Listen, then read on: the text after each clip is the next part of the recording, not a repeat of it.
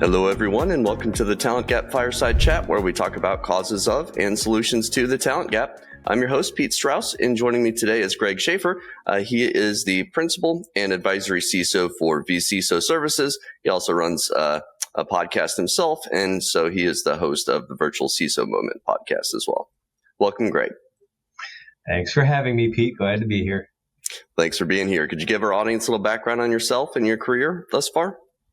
Yeah, I'm a dinosaur. I've been doing this for a long time. I first started out in IT in late 1989 as a student assistant at the University of Buffalo as a student tech, and grew up through networking, if you will. I never really intended to have a career in information technology. It was a better place to work part-time in college than Burger King. But afterwards, I graduated and they offered me a job. And as it turned out, the mechanical engineering market had dried up a bit. So I got into it. And then I ended up working full-time at the University of Buffalo for a couple of years. And then network engineering at the University of Tennessee, network director, and then CISO level at the Middle Tennessee State University.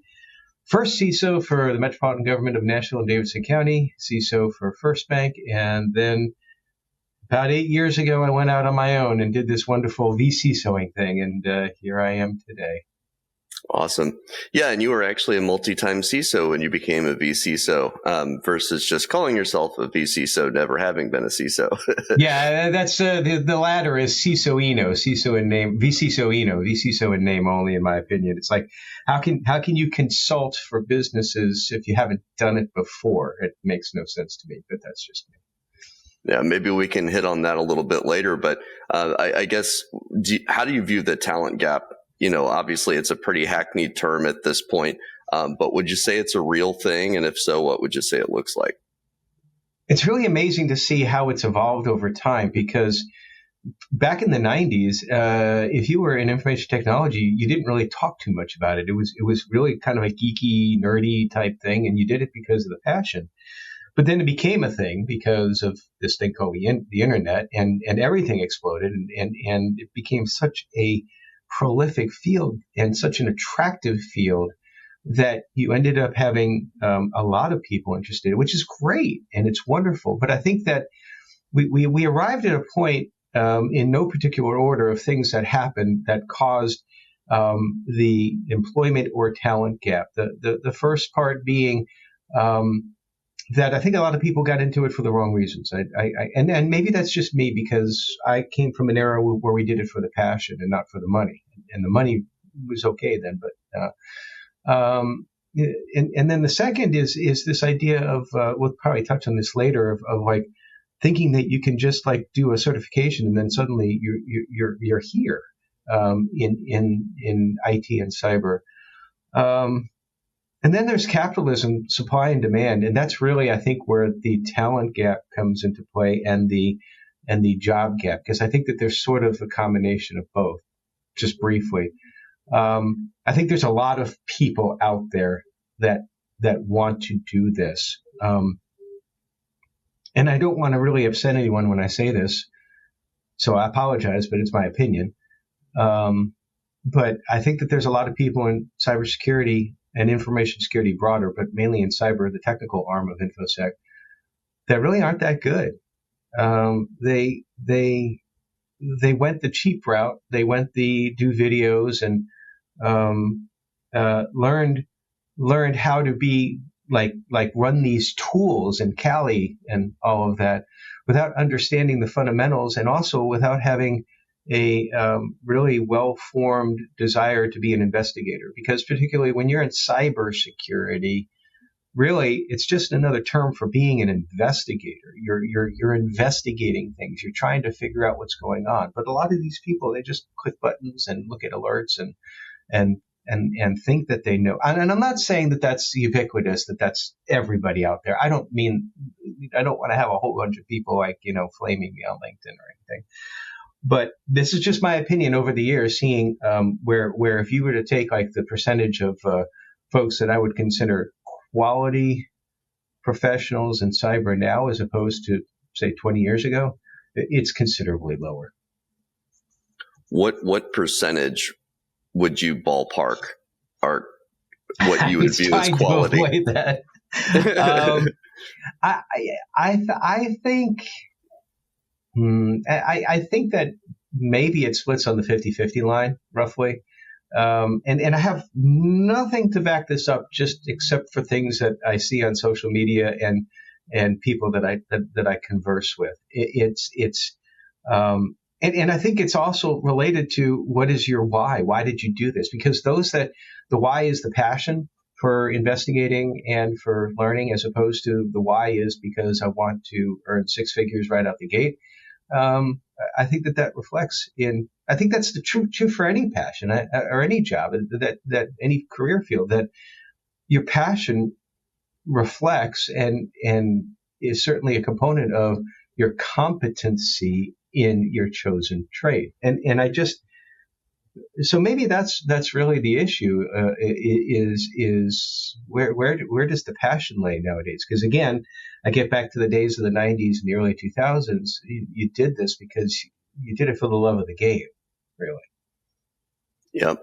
Yeah, I could see a profession like sales where, money motivation would be closely tied to actual competence in the field. If you're highly motivated enough to want to make a lot of money, then you're more likely to make more calls, do more volume, that sort of thing. But yeah, IT and security is being a more technical field.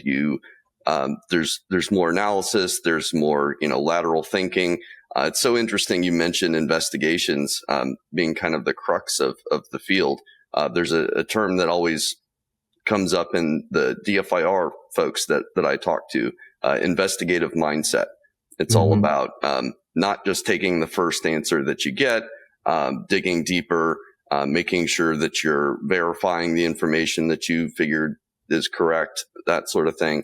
And that's something that's so hard, it seems like, to qualify, but you kind of know it when you see it.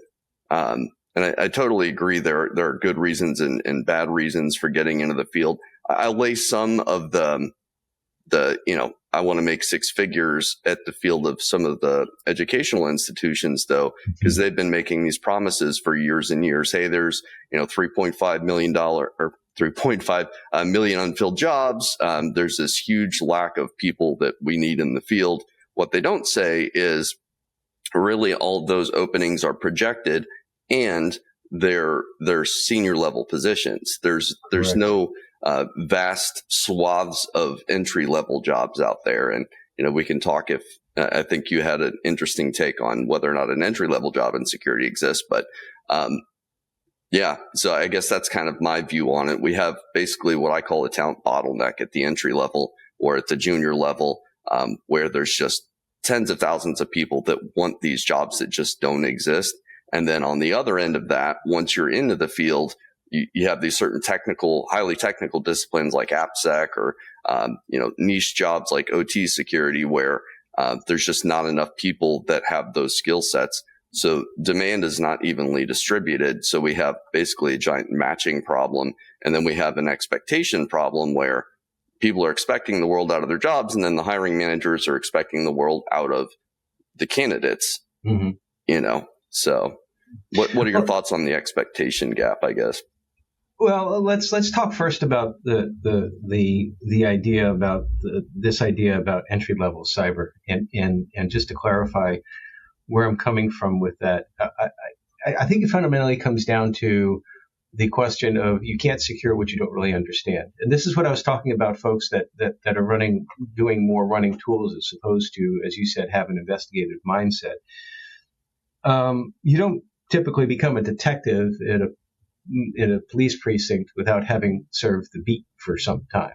So there's no entry-level detectives in that sense. And you can use that analogy with cyber. What is the entry level? The entry level is starting off as a patrol person. And I think that in cybersecurity in particular, that entry level is information technology. And I'm biased because that's how I came up. They didn't have cybersecurity really back there. We just called it like keeping the network running, really, and troubleshooting. Now for information security, which I like to distinguish as being the more broader umbrella, then yeah, there could be some entry level areas there, particularly in the governance field. I think you have to have still some technical knowledge in the governance field, but it's like audit in a way. You're talking more about understanding risk management and understanding controls, and so I wouldn't say that there aren't any entry level information security positions, but then again, I get back to cyber being different, being a subset of infotech.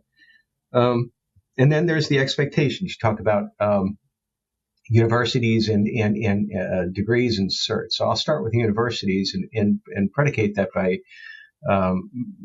just being transparent that I'm on the advisory board for Middle Tennessee State University's Information Systems and Analytics program. And we just stood up a cyber security program. I believe it was late 2022 when it started, 2023. What year is it? It's maybe 23 or 24. I don't know. You start losing track of that.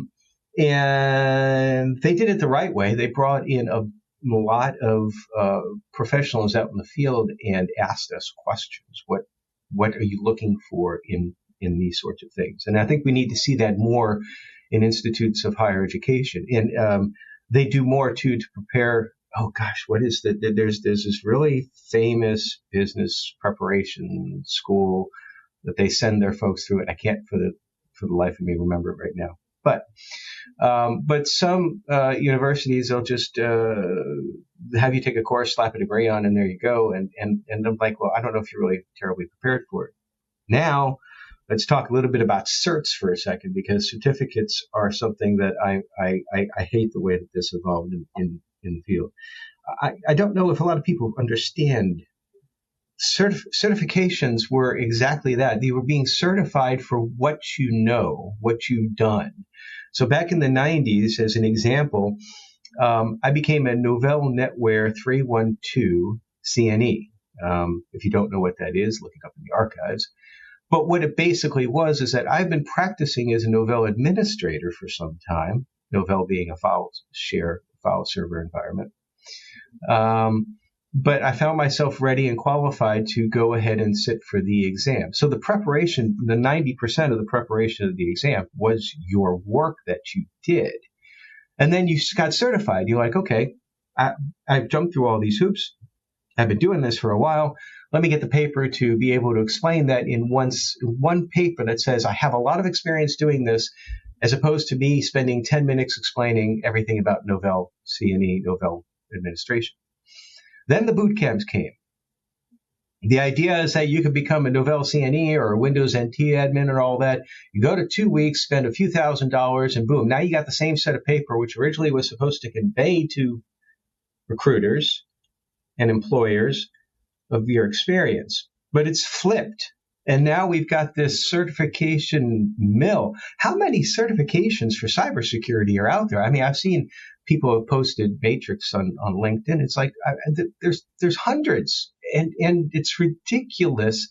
And yet you have candidates that are desperately trying to go into cyber. I see it almost like being on a one of those little squirrels on a wheel or whatever.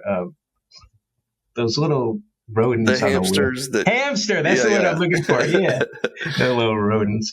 I don't mean to call them rodents. I'm just using that as an analogy. But they're like spinning their wheels on this thing, going after which cert is best, which is that, this and that, and it's created this bottleneck that you talk about of so many people that are applying, and unfortunately we have ATS that looks for these check the box things too. It's like often if you win the number of cert battle, you get the job. It's crazy. And that's why I get back to my 50% of the folks out there I don't think are terribly competent. And I've mentioned this on LinkedIn before, but one of my favorite quotes a long time ago, the musician Billy Joel, he was asked, why is he so good? And Joel said, I'm not good at all. I'm just competent in what I do in a sea of incompetency. And unfortunately, that's where we're at today. Yeah, we'd kind of talked about this, you and I privately, but there's there's competency and then there's professionalism too. And I almost feel like professionalism is also on the decline. Where people aren't showing up to meetings, no excuses, no, hey, sorry, I couldn't make it, that sort of thing, which I think in some way may contribute a little bit to that competence gap as well. What's the solution though? Like, how do we remedy this when there's so much profit incentive for the boot camps and certification companies? I don't know. It's sort of a capitalism, supply and demand. We probably the only way that you could remedy it is to remove the demand from the equation. So I get back to, with recruiting, that the fundamental problem we have in recruiting is that we rely upon too much on automated processes. I understand why. I don't need to go through and explain that. We all understand why. Lots of applications, how can someone look at them all themselves? But yet, I'm also of the opinion that the immediate supervisor should be looking, or have his staff, a little committee, looking at every application that comes in. That's how I always did it. Now, I understand I wasn't getting back then 100 applications in 4 hours on the internet. But even now, when I'm hiring for consultants, I'll put out, or risk analysts, I'll put out a job on Indeed. I'll have to shut it down in 4 hours because I will have had 150. And I have to go through those manually because I'm not going to rely upon any automated system in what is arguably the most important decision that a business can make, is who works for you. And I've had most of my career, I've had stellar folks because I took the time to go down that path. We've become lazy in that sense. We let ATS handle this, and then the person who's hiring, of the 500 that applied, they get 5, so they get 1%, and they look at the resumes, and none of them are what they're looking for. The diamond in the rough was somewhere in the 500, but they never get to see it.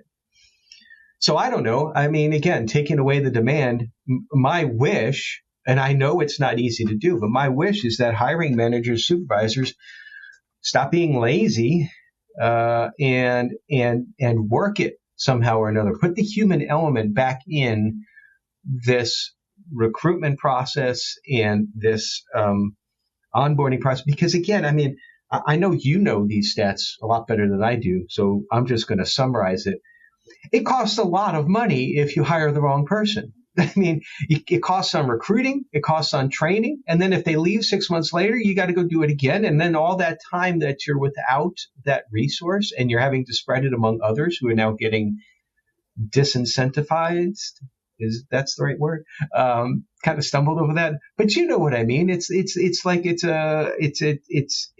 a broken process in a lot of instances, and the ones that the times when it really works is when you have the human touch as the primary focus of recruiting. Yeah, I think so too. I mean, at the end of the day, I think the core root of the problem in most cases is that internal recruiters are tasked with filling 20 or more open jobs at once. And when you have that many jobs to fill, you have to try and approach it as efficiently as you think you can, which is to post a job and then, skim through, just off the top of the pile, just a few people. And if you find a couple that look like they're close, then, throw them to the hiring manager. But it's broken because, again, like you mentioned, you're missing diamonds in the rough all the time. Maybe the recruiters aren't specialists, so they're filling everything from accountant to CISO. So they have a hard time really drilling down on what they're looking for. And they're spread too thin. I was my internal, we didn't have an internal recruiter, say at MTSU when I was there.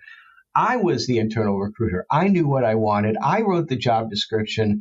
The resumes came in through HR and were pre-screened just to make sure that they got through the requirements of just basic HR stuff, U.S. citizen, for example. But other than that, they just sent them all to me. I guess I'll turn the tables on this little discussion for a moment. Why do we have internal recruiters? Why can't that be the part of the role of the person whom the job is going to report to? I think a lot of people don't realize. So I guess to give you some context, I spent all my time on outbound recruiting.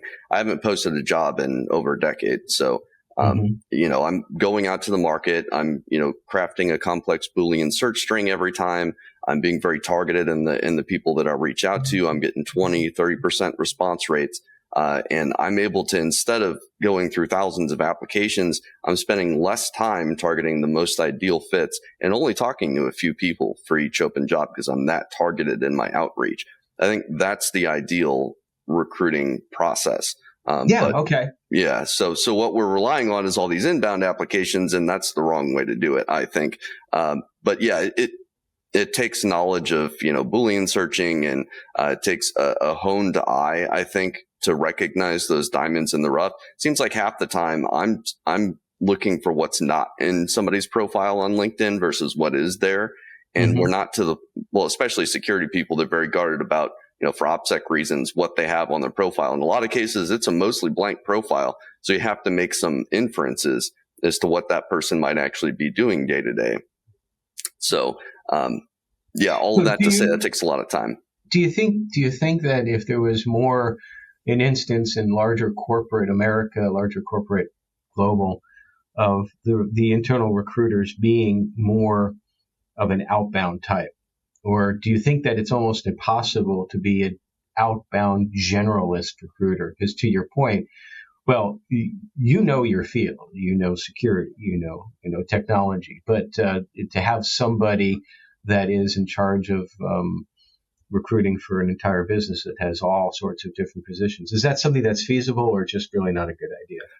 I think with the right level of intelligence and the right hiring criteria up front in making those recruiter hires, I think the right person can be versatile and can do outbound recruiting for a number of roles. The problem, I think, is that with the big tech boom in 2021 or so, much before that too, I mean, we were getting the barrier to entry to recruiting has been too low for too long.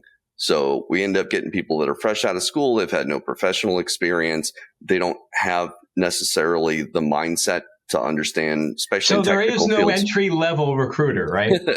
I think there is, because I started at the entry level. Okay. But not everybody's built the right way, I guess. That sounds kind of elitist, but I think it is the case. Like, I was able to understand technical terminology. A lot of my colleagues at K-Force did not. It just didn't click with them. I don't know how to describe that exactly, but some people just get it and some don't. And there's far too many people that don't get it in the recruiting profession. And I think that's a lot of the reason why there's less outbound. People are just kind of relying on all the inbound applications because they don't know how to go out there and look.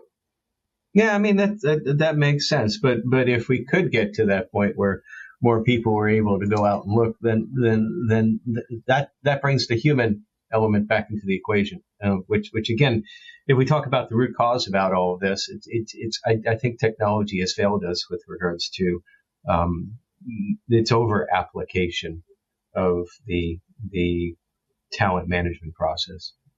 Yeah, I agree. I always say that it's more of a people and a process issue versus a technology issue. Over reliance on technology doesn't really help anybody if at the end of the day it's a people-oriented profession. So I think you're best served to be people-oriented in your approach versus, volume and automation and technology-driven. So, we'll see how that plays out with AI getting better. I've done a fair amount of research on this, and I haven't been able to find any ATS that can actually auto-reject people based on keywords.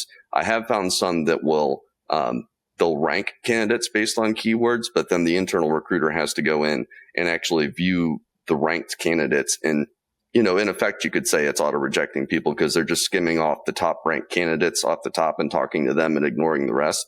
The recruiters are. So you could make that argument, but technically there's no auto-rejecting happening based on keywords until somebody proves me wrong. I'm open to being wrong on that.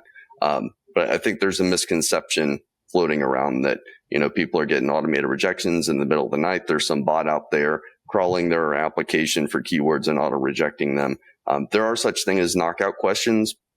So, I'm sure you're familiar with that. Do you have a degree? Are you a U.S. citizen? That sort of thing. And yeah, if you answer those incorrectly, quote unquote, then you would be knocked out. So that does happen. And that's a way to help, I think, in a positive way, kind of automate some of this and cut down on some of the noise. But at the end of the day, you're still having 500,000, multiple thousands of applications. I don't know why more companies don't just turn off the job. Once they get 1,000 applications, they're just leaving them out there to get 5,000 applications. But and that's a problem then too, because you hear about that a lot on LinkedIn about, well, how many of the jobs out there are actually real? Well, a job that's already been filled, if they don't turn off the application, well, then that becomes now a fake job application out there. And if, these folks that are like trying to get a job, particularly the longer you go unemployed, I mean, every second of every day is important that they maximize it. And to waste on something like that just because somebody is not competent in their job and doesn't turn that switch off, I mean, that's another problem out there, probably beyond the scope of this. But things that irk me, that's another one right there. Yeah, well, and then there's the idea of purposeful ghost jobs. I believe those exist. I don't know how massive the scale of that problem is, but there's certainly jobs out there that nobody has any intention of filling today. Some of it is because, and we were actually told to do this at the large staffing firm I used to work for, we were told to pipeline candidates. We would literally be forced to reach out to them with no open job just to talk to them and get them in our database, get their resume in our database so that when we did have a job, we'd be able to call them versus, trying to come in cold, basically. Was the process up front about, well, we don't have a job yet, but we want to talk to you just in case, because we routinely work with openings that come? We at least did that. I think. That's I can understand that, and I have been reached out. Nobody reaches out to me anymore because they know better. I don't have the green banner up there. I run my own company. It's very rare for someone to reach out to me. And I've been very public about the fact that I'm not looking for a position. I don't care to. I could never go back to corporate, quite honestly. It's like it just drives me nuts. So it's just a word of warning for those of you who want to go as an independent consultant. Once you go down that path, it's hard to go back. So. Yeah, totally with you there. Yeah. So, I mean, I guess I wish if companies are going to post these ghost jobs that they would at least say, hey, this is a pipelining, yes, job description. This isn't like an active open job. So it's not wasting people's time that otherwise need a it's job not yesterday. Ethical. It's not exactly. ethical.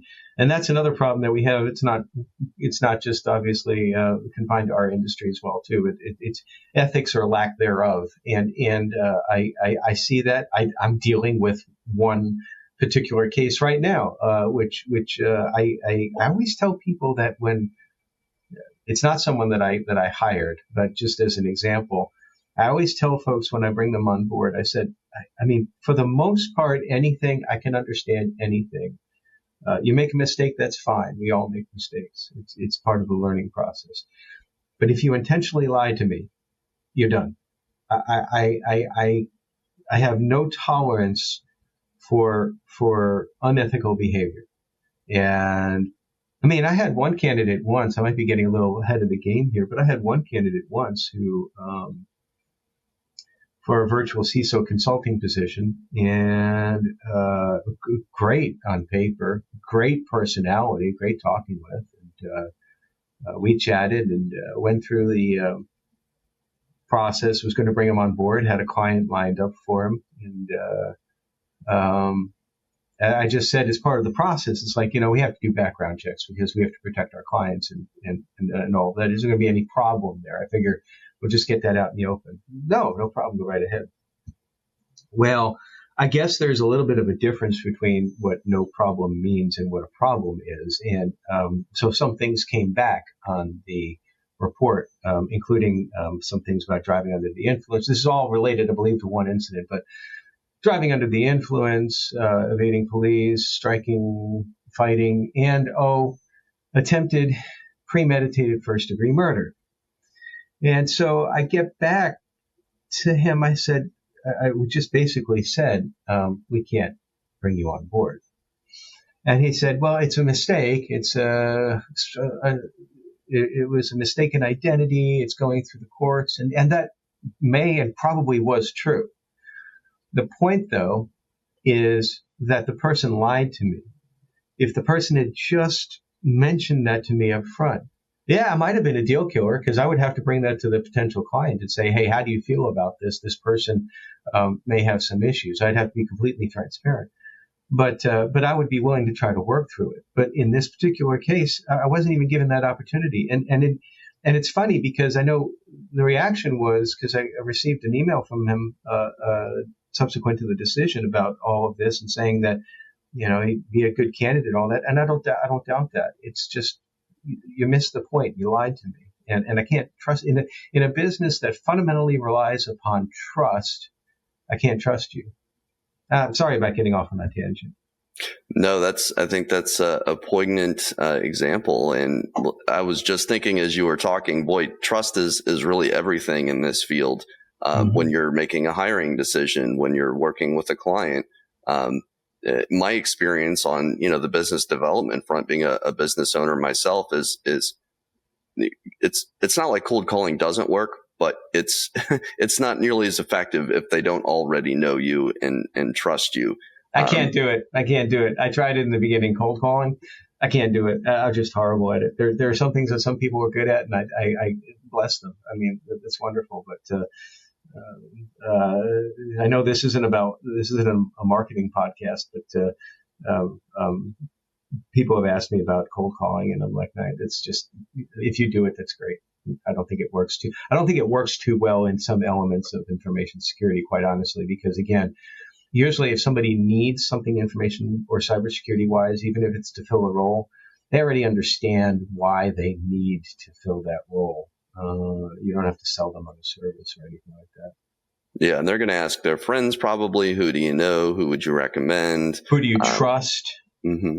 Yeah, there's that trust again too. Yeah, well, and that's part of the reason these days with job seekers, I'm telling them, not to say that applying online is a complete waste of time, but it's pretty close. These days it's so much more about referrals, warm leads, getting to the decision maker right away. I tell job seekers basically approach your job search kind of like a sales process. You're prospecting. You're trying to find multiple decision makers in the same company, get to the person that's actually willing to give you an audience.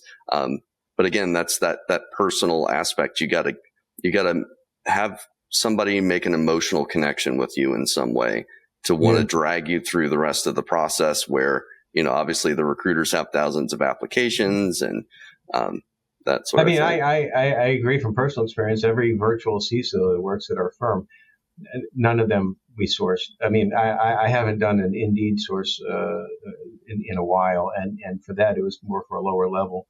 But every virtual CISO came from some relationship somehow or another, whether it be we've worked together before in the past, or there was a referral, or just an organic conversation on LinkedIn, for example.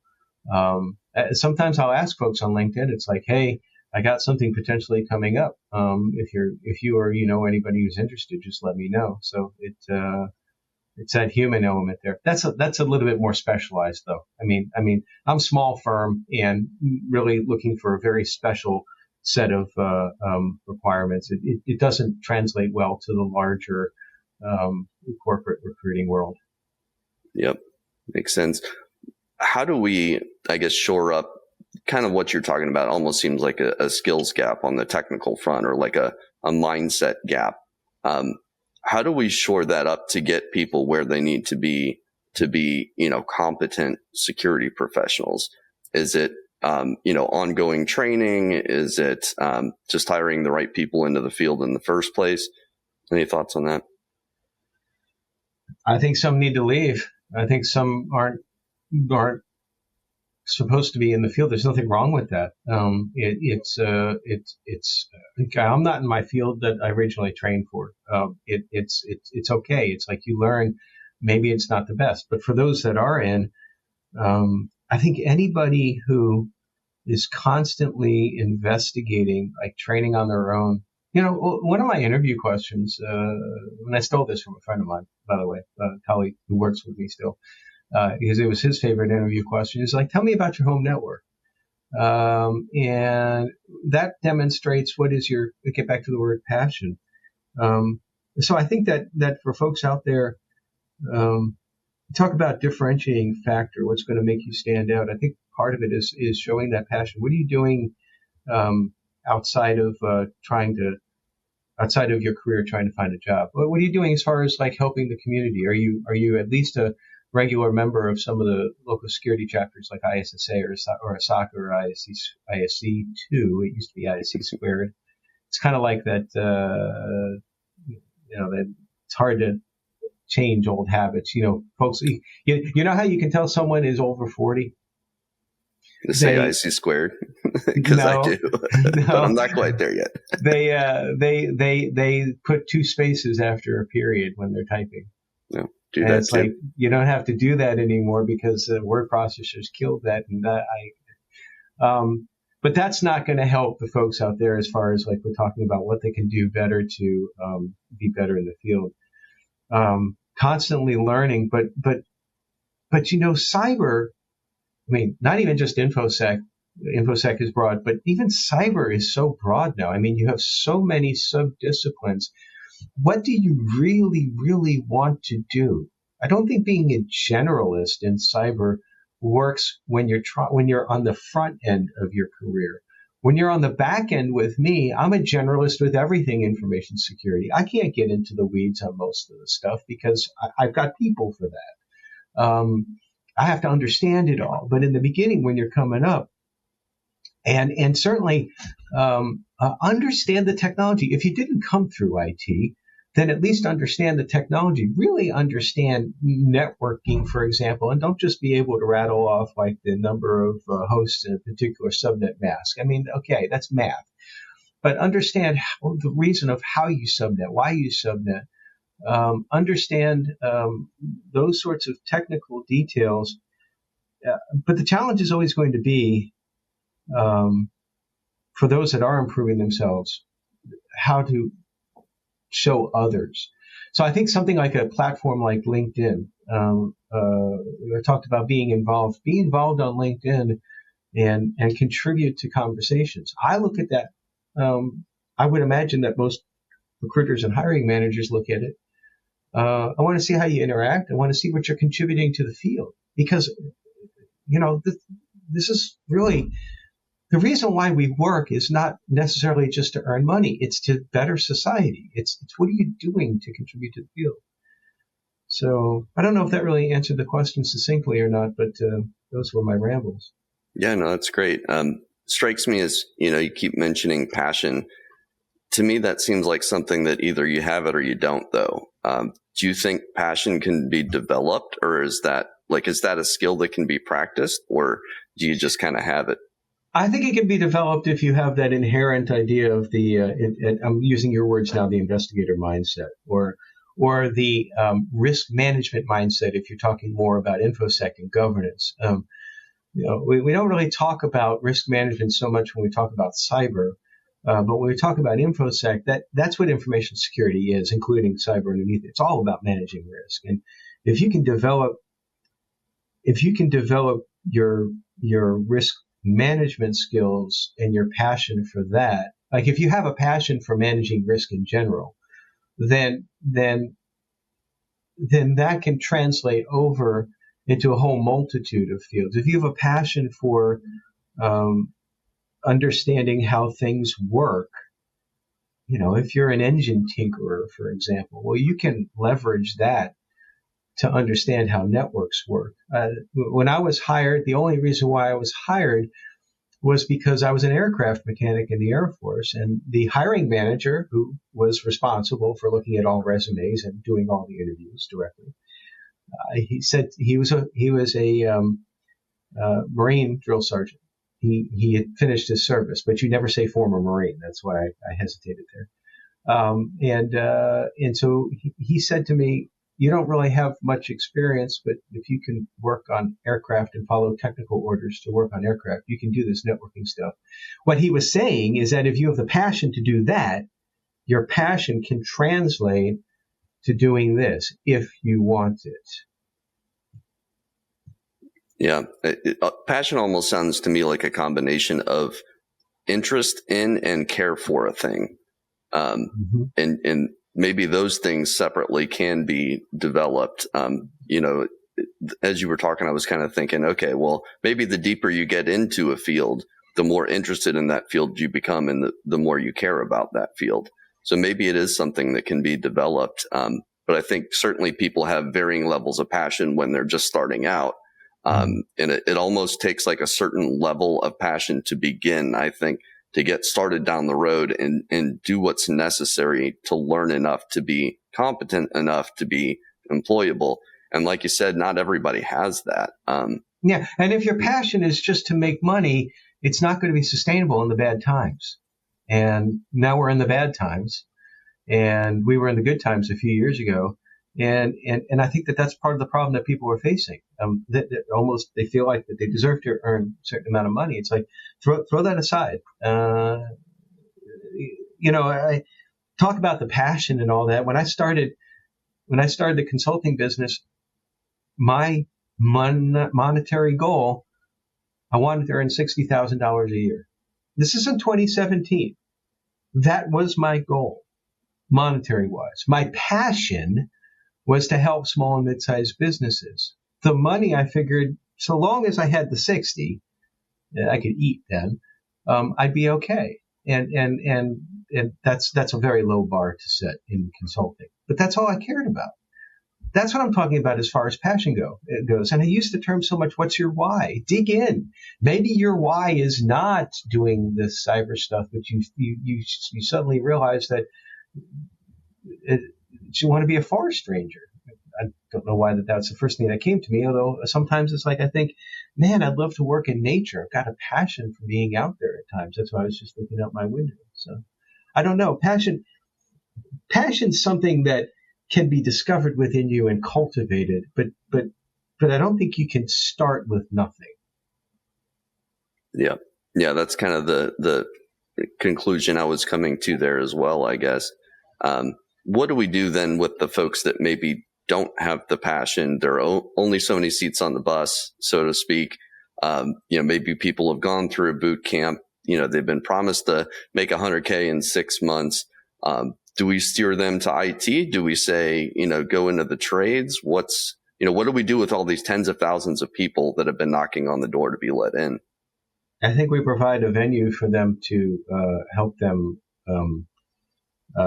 really look at what they want to do, and then try to find resources for that, because they may think that they don't have the passion for it, but they might. They may think that their passion was in cyber, but then they totally ignored information technology, and they realized, wow, this stuff is pretty cool. It is. It's neat. Again, I go back to networking. I used to joke that would be my retirement job, that I'd go back to just doing pure networking, but it's so much fun setting up new connections in new buildings, or replacing routers, or changing configs. I mean, it's a wonderful field out there, and you get great satisfaction from that. But maybe it's also explaining that. I don't want to encourage people to quit, but it's okay if you decide after you've gone through all this and you sunk some money into it and all that in time, to look somewhere else. Don't look at it as a money pit, like that old movie. It's like where, you keep throwing bad money after bad money into a bad situation. It's like that may never work. Move somewhere else. I think that's the best that I can think of. Yeah, it strikes me that we need more mentors, basically, to help people figure these things out. Absolutely. I do these career guidance calls with folks, and so many of them have no mentors. They have no connections. They're trying to, basically start from scratch on LinkedIn, and I'm trying to advise them, but in a lot of cases, they're truly starting from nothing. But the problem with mentorship is it takes some serious dedication and time, and if anything, InfoSec folks, cyber folks are stretched pretty thin for time most of the time. So I don't know if it's I've had folks come up to me out of the blue. It's like, hey, would you be available to be a mentor? And I've had to decline. I wish I could to everybody that asked me, because you talk about the time and all that. But at the very least, if you're going to ask for mentorship as part of a relationship, there needs to be a relationship there first. This connecting on LinkedIn and then asking, hey, usually it starts with some ego padding. It's like, wow, I've looked at your history. You're the super guru of everything. I'd like to really learn from your extensive knowledge. And it's like, usually my response is, well, interact with me on LinkedIn, because, and if you ask questions on LinkedIn, I'll respond. That's the best mentoring I can do. Interact on LinkedIn. You'll multiply your effect by getting a lot of other inputs. And then at some point in time, we start having our, DMs. It's like, hey, Greg, I got a follow-up question. You got a moment, you got 15 minutes to talk. It's like, that's why I have my book an appointment button on my LinkedIn page. It's like, if somebody really wants to talk to me, then we'll click. But I always predicate that by saying, let's make sure that we've done this on LinkedIn or email first. Don't just click on that button out of the blue. And for all that's holy, don't try to sell me something. Don't click on that and think of that as an invitation to pitch something. It's not going to work. But I think mentoring. I think that we as a broader community, mentoring is such a large, broad word. We can do it in so many different ways. That's great. Well, and it's great that you're super active on LinkedIn as well. So am I, obviously. I think that's how we connected in the first place. So I'm always steering new entrants to the field, experienced people that are now job seeking, haven't been in 5 years, and they're kind of freaking out a little bit. I tell them, best time to have developed a network was 5 years ago, second best time today. So it's something you constantly need to be cultivating, I think. And it strikes me that it sounds like basically the advice you would give to these folks is play the long game. Don't try to rush the relationship necessarily. It takes time to build trust, that sort of thing. So, but it's a great place to wrap up, Greg. If people want to reach out to you, what's the best way to do so? Probably find me on LinkedIn. I believe I think it's Gregory Schaffer, but you can just do a search on me. You can also email me at greg.schaffer, SCHAFFER, at VCISO That's my security work address. And, be happy to chat. Awesome. Well, thanks so much for your time, Greg. Thanks, everybody. Thank you. Hello, everyone, and thanks for tuning in to this episode of the Talent Gap Fireside Chat. Don't forget to follow our page on LinkedIn and like and subscribe on Spotify and YouTube. Hit that notification bell to be notified when we drop a new episode. New episodes air every Friday at 4 p.m. Eastern.